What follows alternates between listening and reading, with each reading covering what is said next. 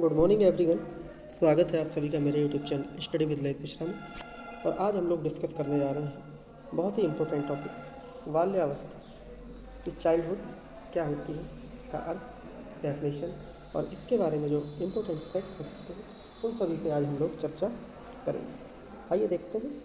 सामान्यतः जो मनोवैज्ञानिक हैं उन्होंने बाल्यावस्था मानव जीवन के लगभग 6 से 12 वर्ष के बीच के आयु के काल को कहा है। अलग अलग बुक्स में आपको मिल सकता है इसका अलग अलग क्लासिफिकेशन हो, तो सभी का मानना यही रहता है कि ये जो अवस्था है 5 या 6 साल से शुरू होकर 12 साल पर ख़त्म हो जाती है। ये जो लाइफ स्पैन है, ये जो एक पीरियड है, इस पीरियड को चाइल्डहुड कहा जाता है। ठीक है, नेक्स्ट देखते हैं, जिसमें बालक जीवन जीने में स्थायित्व आने लगता है, कहीं ना कहीं एक स्टेबिलिटी आने लगती है बच्चे के, और वह आने वाले जीवन मतलब फ्यूचर के लिए लग जाता है। कहने का आगे चलकर बच्चा क्या बनेगा, इस अवस्था में उसकी जानकारी हमें मिलने लगती है। इस अवधि को बालक प्राथमिक विद्यालय जाते हैं, तो इसलिए इसे प्राथमिक विद्यालय की अवधि भी कहा जाता है या प्रारंभिक विद्यालय आयु भी कहा जाता है। इस अवधि में, इस ड्यूरेशन में, इस टाइम पीरियड में बच्चे के अंदर स्फूर्ति बहुत होती है, एनर्जी बहुत होती है, तो इसलिए इसे स्फूर्ति की अवस्था भी कहा जाता है। नेक्स्ट देखते हैं, कोल और ब्रूस दो मनोवैज्ञानिक हुए हैं। उन्होंने इस बाल्यावस्था को जीवन का अनोखा काल कहा। ये क्वेश्चन कई बार टेट में और सी टेट में आ चुका है कि किस काल को जीवन का अनोखा काल कहा जाता है, तो बाल्यावस्था को कहा जाता है। किसने कहा है, तो कोल और ब्रूस ने कहा है। और इन्होंने ये भी कहा है कि ये जो अवस्था है माता पिता के लिए बड़ा कष्टकारक है। कष्टकारक के मतलब ऐसी है कि इस अवस्था में माँ बाप ये नहीं समझ पाते हैं कि बच्चा क्या चाहता है, क्या बनेगा, क्या करना चाह रहा है, तो बच्चों को समझना बड़ा कठिन हो जाता है। बच्चे बहुत खुश हो जाते हैं, कभी कभी झल्लाने लगते हैं। ठीक है, उनकी रुचियाँ परिवर्तित होती रहती हैं, आज उन्हें डॉक्टर बनना होगा, कल कुछ और बनना होगा। थोड़ा सा समझना मुश्किल रहता है माँ बाप के लिए। ब्लेयर जोन्स एवं सिम्पसन ने भी कहा है कि बाल्यावस्था वह काल है जब व्यक्ति के बुनियादी दृष्टिकोण, मूल्य तथा आदर्श एक बड़ी सीमा तक निरूपित होते हैं। इस अवस्था में बालक के जो बुनियादी दृष्टिकोण, फंडामेंटल एटीट्यूड है, उसके मूल वैल्यूज़ हैं, आदर्श आइडियल हैं, वो कहीं ना कहीं फ्रेम हो जाते हैं, बन के तैयार हो जाते हैं। ठीक है, अब हम बात करेंगे बाल्यावस्थाओं की विशेषताओं के बारे में। किसके बारे में बात करेंगे, विशेषताओं के बारे में हम लोग बात करने जा रहे हैं। तो पहला पॉइंट इसमें आता है शारीरिक तथा मानसिक विकास में स्थिरता। इस अवस्था में मतलब जो हमारी इन्फेंसी होती है ना, शैशवावस्था, इसमें बच्चे का जो डेवलपमेंट है, जो ग्रोथ है, वो बहुत तेज़ी से होती है। ठीक है, आप देखते देखते बच्चा 2 साल में कितना बड़ा होता है, 2 से 5 साल में कितना बड़ा होता है, लेकिन इस अवस्था की प्रारंभिक अवस्था में, ठीक है ना, 7-8 साल तक तो इसमें भी खूब वृद्धि होती है। उसके बाद फिर विकास जो है धीरे धीरे ग्रोथ होती है। तो बाल्यावस्था में शारीरिक तथा मानसिक विकास में स्थिरता आ जाती है, अर्थात विकास की गति धीमी हो जाती है। यह स्थिरता उसकी शारीरिक व मानसिक शक्तियों को दृढ़ता प्रदान। स्थिर होने का मतलब ये नहीं है कि रुक गई है, नहीं। अब जैसे बच्चे की लंबाई बढ़ चुकी है तो अब उसकी मसल्स वगैरह बढ़ेंगी। ठीक है, अब उसकी लंबाई धीमे धीमे बढ़ेगी, लेकिन उसकी मसल्स बढ़ेंगी, उसकी हड्डियों में मजबूती आएगी, उसकी मसल्स में मजबूती आएगी। ठीक है, वैसे ही उसकी मानसिक शक्तियों में भी मजबूती आएगी, बढ़ेंगी। फलस्वरूप उसका मस्तिष्क परिपक्व सा हो जाता है, मतलब उसे लगे लगता है कि मैं मैच्योर हो गया हूँ, मैं बहुत कुछ जानने लगा हूँ। वह वयस्क सा दिखाई देने लगता है, वह धीरे धीरे उसके वयस्क जैसा दिखाई देने लगता है। इसीलिए जो रॉस महोदय ने बाल्यावस्था को मिथ्या परिपक्वता की अवस्था कहा है कि इस समय की सीडो मैच्योरिटी की बात उन्होंने कह दी कि बच्चे को लगता है कि मैं परिपक्व हूँ, मैं सब कुछ कर सकता हूँ, लेकिन रियल में वो कुछ नहीं कर पाता। सोचता है कि मैं सब कुछ जानता हूँ, लेकिन वो नहीं जानता है। और उन्होंने कहा है कि शारीरिक और मानसिक स्थिरता बाल्यावस्था की सबसे महत्वपूर्ण विशेषता है कि इस अवस्था में स्टेबिलिटी आने लगती है। सेकेंड पॉइंट है मानसिक योग्यता में वृद्धि। बाल्यावस्था में बालक की मानसिक शक्तियों और योग्यता में विकास के साथ निरंतर वृद्धि होती रहती है। मतलब का बच्चा जैसे जैसे सीखता है, सीख के जैसे जैसे वो एक्सपीरियंसेस को गेन करता है, ठीक है, वैसे वैसे वो चीज़ों को समझता रहता है। वह किसी वस्तु पर देर तक ध्यान एकत्रित कर सकता है। पहले बात कर लें अगर हम बाल्यावस्था की, तो इसमें बच्चा कंसंट्रेट कर लेता है, एकाग्र हो जाता है। ठीक है, उसमें संवेदनशीलता आ जाती है, प्रत्यक्षीकरण, चीज़ों को जनरलाइज कर लेता है, स्मरण शक्ति बढ़ जाती है, रीज़न वो करता है, रीजनिंग तर्क शक्ति बढ़ जाती है, ठीक है। अब वो क्या कहता है कि वो पूर्व अनुभव, मतलब पहले जो उसे एक्सपीरियंस प्राप्त हुआ उनको वो क्या करता है, मेमोरी में डाल देता है, स्टोर कर लेता है। ठीक है ना, मेमोरी में अपने स्टोर कर लेता है और इस स्टोर मेमोरी को ज़रूरत पड़ने पर वो क्या करता है, रिकॉल कर लेता है, याद कर लेता है। नेक्स्ट पॉइंट देखते हैं,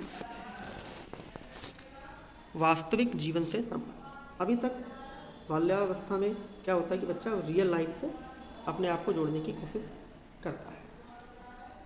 शैशवावस्था में वह काल्पनिक दुनिया में रहता है, अपने आप से ही मतलब रखता है, उसे ज़्यादा कुछ पता नहीं होता, लेकिन वह वास्तविक जीवन में तब प्रवेश करता है जब वह बाल्यावस्था में आ जाता है और वो बहुत सारी चीज़ों को देखता है बाल्यावस्था में, इस जगत के संपर्क में आता है।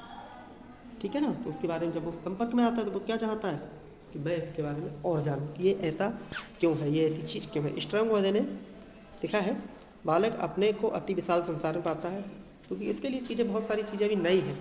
ठीक है, तो बहुत बड़ा संसार उसे लगता है और वह उसके बारे में जल्दी जल्दी जानकारी प्राप्त करना चाहता है। तो वो ये चाहता है कि मैं इन सब के बारे में बहुत जल्दी से नॉलेज गेन कर लूँ। नेक्स्ट पॉइंट है हमारा, जिज्ञासा की प्रबलता। क्यूरियोसिटी बहुत बढ़ जाती है इस अवस्था में, जिज्ञासा की प्रवृत्ति अत्यधिक होती है। बालक बहुत सारे क्वेश्चन करने लगता है, ये क्यों है, कैसा है। ठीक है, कि जो अगर वो तोते को देखता है तो कहता है तोता हरा क्यों होता है। ठीक है ना, तो बहुत सारे वो प्रश्न करता है। जिन जिन चीज़ों के संपर्क में आएगा, कांटेक्ट में आएगा, उनके बारे में प्रश्न पूछेगा, जानकारी लेने की कोशिश करेगा।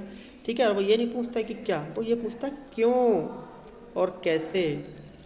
वाई और हाउ वाली बात यहाँ पे आ जाती है, क्यों और कैसे, कि ऐसा है तो क्यों है, ठीक है, और है तो ऐसा कैसे हुआ, ये सारे। अब वो क्या करता है, रीज़न के बारे में सोचता है कि इसका रीज़न क्या हो सकता है।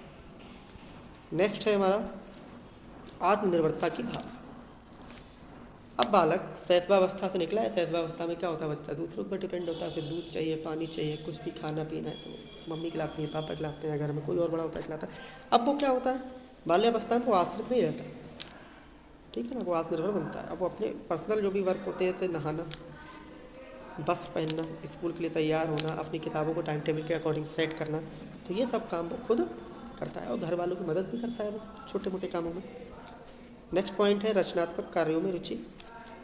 ठीक है ना, जो भी क्या कहना चाहिए, रचनात्मक कार्य होते हैं, नए नए कार्यों को करने में क्रिएटिविटी को दिखाता है, कि क्रिएटिविटी की तरफ उसका झुकाव होता है।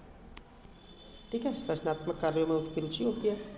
तो बालक को रचनात्मक कार्यों में विशेष आनंद आता है। वह साधारण घर से बाहर किसी प्रकार का कार्य करना चाहिए, जैसे घर से बाहर वो चला गया बगीचे में, तो वो बगीचे में देख रहा है कैसे काम हो रहा है भाई, कैसे पौधे लग रहे हैं, कैसे उन्हें पानी दिया जाता है, तो उसको करने की कोशिश करता है। लकड़ी से क्या क्या बन रहा है, छोटी छोटी लकड़ियाँ इकट्ठी कर ली, उससे मकान बनाने की कोशिश करता है। ठीक है, कागज़ से वो क्या करता है, आपका नाव बनाएगा। ठीक है ना, बोट बना देगा, बोट बनाएगा, वो रॉकेट बनाएगा। ठीक है, ये सारी चीज़ें करता है, या गन बना लेगा, ये सारी चीज़ें वो बनाने की कोशिश करता है। ठीक है, कुछ ना कुछ खेल वाले काम वो कर ही लेता है। और जो बालिकाएँ होती हैं, हमारी गर्ल्स होती हैं, वो घर पे कोई ना कोई नया कार्य करने की कोशिश करती है, जैसे सिलाई, बुनाई, कढ़ाई, या रसोई से संबंधित चाय बनाना, ठीक है, दाल बनाना, इन सारी चीज़ों को वो सीखते हैं। तो ये कैसे क्रिएटिव वर्क में रचनात्मक कार्य है। नेक्स्ट पॉइंट है हमारा 7 नंबर। यहाँ पर 7 नंबर में अगर हम बात कर लें, यहाँ पे मैं लिखना भूल गया हूँ। ठीक है ना, तो यहाँ पे हम बात करेंगे सामाजिक गुणों का विकास। पॉइंट गुणों का विकास। ठीक है, तो इस अवस्था में बालक में सामाजिक गुणों का विकास होने लगता है। बालक विद्यालय के छात्रों अपने समूह के साथ अधिक समय व्यतीत करता है, क्योंकि समूह का सदस्य बन जाता है तो उनके साथ ज़्यादा समय व्यतीत करता है, इसलिए उसमें सहयोग, सद्भावना, सहनशीलता, आज्ञाकारिता आदि सामाजिक गुणों का विकास हो जाता है। ठीक है, इसी संदर्भ में रॉस ने कहा है कि उसका व्यवहार प्रमुखतः सामाजिक प्रशंसा और निंदा के कारण निश्चित होता है। वो अब ये चाहता है कि मैं ऐसा काम करूं जिससे मुझे प्रशंसा मिले, कि हर व्यक्ति चाहता है कि उसकी तारीफ हो और वो निंदा से बचे समाज के। तो वो ये चाहता है कि मैं ऐसे काम करूं जो समाज द्वारा स्वीकृत हो, और जो कार्य समाज द्वारा स्वीकृत होंगे उसे करेगा तो वो उसके अंदर सामाजिक गुणों का विकास होगा। नेक्स्ट है 8 नंबर का पॉइंट, नैतिक गुणों का विकास। इस अवस्था में नैतिक गुणों का विकास भी हो जाता है। ठीक है, स्ट्रैंग ने कहा है कि 6, 7, 8 वर्ष के बालक अच्छा बुरा पहचानने लगते हैं, न्यायपूर्ण भी पहचानने लगते हैं कि किसके साथ गलत हुआ, किसके साथ अच्छा हुआ, ईमानदारी क्या होती है, सामाजिक मूल्य क्या होते हैं, ये सारी चीज़ें बच्चे जान जाते हैं। ये सारी चीज़ें नैतिक विकास के अंतर्गत आएंगी। 9वां पॉइंट है बहिर्मुखी व्यक्तित्व का विकास।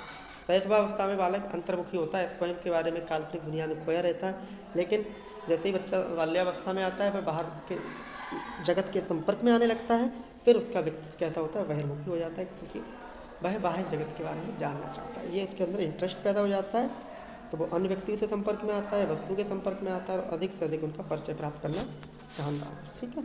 नेक्स्ट है 10 पॉइंट सामूहिक प्रवृत्ति की प्रबलता। इस अवस्था में बालक बालिकाओं में सामूहिक प्रवृत्ति प्रबल, वो अपने घर वालों को बिना बताए अपने ग्रुप में खेलते हैं, कूदते हैं, घूमने चले जाते हैं साथ वालों के साथ। ठीक है। वह अपना अधिक से अधिक समय दूसरे बालकों के साथ व्यतीत करना चाहता है। उसकी रुचि सामाजिक खेलों में अधिक होती है। ऐसे खेल खेलता है इसमें टीम बने, क्रिकेट हो गया, फुटबॉल हो गया, वॉलीबॉल हो गया, ठीक है, खो खो, कबड्डी सॉरी। रास के अनुसार बालक प्रायः अनिवार्य रूप से किसी न किसी समूह का सदस्य बन जाता है इस अवस्था में आकर, जो अच्छे खेल खेलने और ऐसे कार्य करने के लिए नियमित रूप से एकत्र होते हैं, जिनके बारे में बड़ी आयु के लोगों के बारे में कुछ नहीं बताया। वो डेली खेलेंगे, अच्छे कार्य करेंगे और रेगुलरली जाएंगे, और उनके बड़े जो घर में बुजुर्ग हैं, माता हैं, पिता हैं और जो बड़े सदस्य हैं उसको जानकारी नहीं होती, चुपचाप उन सभी कार्यों में लगे रहते हैं। नेक्स्ट पॉइंट है संग्रह प्रवृत्ति, चीज़ों को कलेक्ट करने लगते हैं। ठीक है। बालक और बालिकाएं जो हैं वस्तुओं का संग्रह करते हैं। जैसे लड़के क्या करते हैं, कांच की गोलियां जैसे हम कंचे बोलते हैं, क्या बोलते हैं, कंचों को एकत्रित करते हैं। टिकट यात्रा वाले, मशीन के कलपुर्जे, मोबाइल टूटा हुआ हो गए, ईयरफोन हो गए, उनको एकत्रित करते हैं।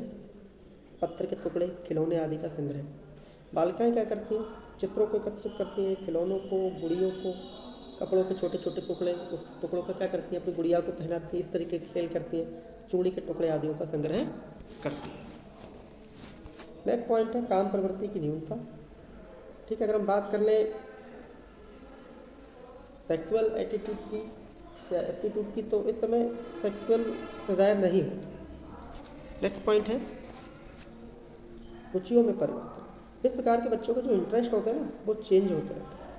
बाल्यावस्था में इंटरेस्ट चेंज होते रहते हैं। ठीक है। आज उन्हें डॉक्टर बनना है, कल उन्हें इंजीनियर बनना होगा, फिर टीचर बनना होगा, ठीक है, या फिर खुद का बिजनेस या स्पोर्ट्स में जाना होता है। ये इस तरीके के चेंज होते हैं, क्योंकि जैसे जैसे प्रकार के बच्चों के वो कांटेक्ट में आते हैं, ठीक है, वैसे वैसे उनकी रुचियाँ परिवर्तित होती है। जैसे ग्रुप में किसी एक बच्चे ने कह दिया भाई मैं तो आर्मी में जाऊँगा, तो मुझे भी आर्मी में जाना है। 4 दिन बाद किसी ने कह दिया भाई मैं एक्टर बनूंगा, तो मुझे भी एक्टर बनना है। तो ये इनकी जो इंटरेस्ट है वो चेंज होते रहते हैं। नेक्स्ट देखते हैं सामूहिक खेलों में रुचि। ऐसे बच्चे खूब सामूहिक खेल खेलते हैं, ठीक है, टीम वाले, ठीक है, अत्यधिक रुचि इनको रहेगी। 6-7 साल की आयु बालक छोटे समूहों में और 11-12 वर्ष के बालक होने पर दलीय खेल, ठीक है, दल बनाकर खेलते हैं। और स्ट्राइम ने कहा है कि ऐसा शायद ही कोई गेम हो, कोई खेल हो जो 10 वर्ष के बालक ना खेलते। 10 वर्ष की अवस्था तक आते आते उनको जिस भी गेम की जानकारी होती है मोस्टली वो सारे गेम खेले। नेक्स्ट पॉइंट है निरुद्देश्य भ्रमण। ठीक है। बिना किसी मतलब के बस वो घूम रहे हैं, ठीक है, इधर उधर बच्चे ये भटकते रहते हैं। बर्ट जो मनोवैज्ञानिक हुए हैं उन्होंने अध्ययन किया है, उन अध्ययनों पे एक रिसर्च के आधार पर उन्होंने निष्कर्ष निकाला। जो 9 साल तक के बच्चे होते हैं बिना छुट्टी के स्कूल से भाग जाते हैं, बिना उद्देश्य के घूमते हैं, आलस्यपूर्ण जीवन व्यतीत करते हैं, और ये सामान्य है, बच्चों में आप देख सकते हैं। नेक्स्ट पॉइंट है संवेगों पर नियंत्रण। जो उनके इमोशन होते हैं वो अपने इमोशन पे क्या करते हैं, कंट्रोल करते हैं, ठीक है ना, कंट्रोल करने लगते हैं। उसका रीज़न ये है क्योंकि अब वो ये जान जाते हैं कि हमें कब क्या करना है, कब रोना है, कब हंसना है और कब क्रोध करना है, ठीक है ना।